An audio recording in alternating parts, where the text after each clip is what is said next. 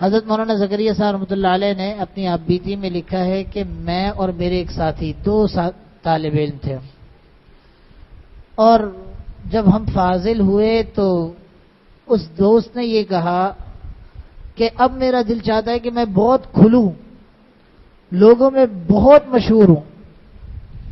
حضرت شیخ فرماتے ہیں میں نے اس سے کہا کہ اب میرا دل چاہتا ہے کہ میں بہت میٹوں بہت میٹوں بہت میٹوں کو کوئی مجھے پہچانے ہی نہیں۔ آج اس دوست کو کوئی بھی نہیں جانتا، اور حضرت شیخ العزیز صاحب نور اللہ مرقدہ کے تذکرے انشاءاللہ الی یوم القیامہ رہیں گے۔ تو میرے بچوں اپنے آپ کو مٹاؤ۔ استاد نے ڈانٹا، پیشانی پہ بل آنا شروع ہو گیا۔ یہ بل ہے نا جھریاں کہ مجھے ڈانٹ رہے ہیں، یہ تکبر کی علامت ہے۔ ہاں استاد نے کہا بیت الخلا صاف کرو، سعادت، صحیح ہے، باہر کھڑے ہو جاؤ، سعادت، نگرانی کرو، سعادت، ٹھیک، جو کام کہا سعادت سمجھ کے کیا تو کامیاب۔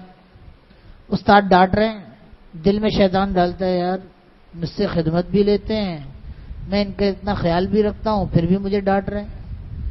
ہاں تو بھائی ڈانٹا تو اپنے کو جاتا ہے، پرائے کو تھوڑی ڈانٹا جاتا۔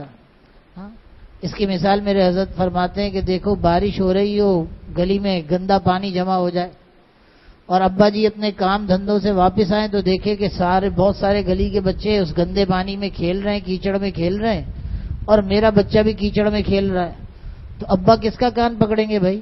محلے والوں کا، اپنے بچے کا؟ اپنے بچے کا۔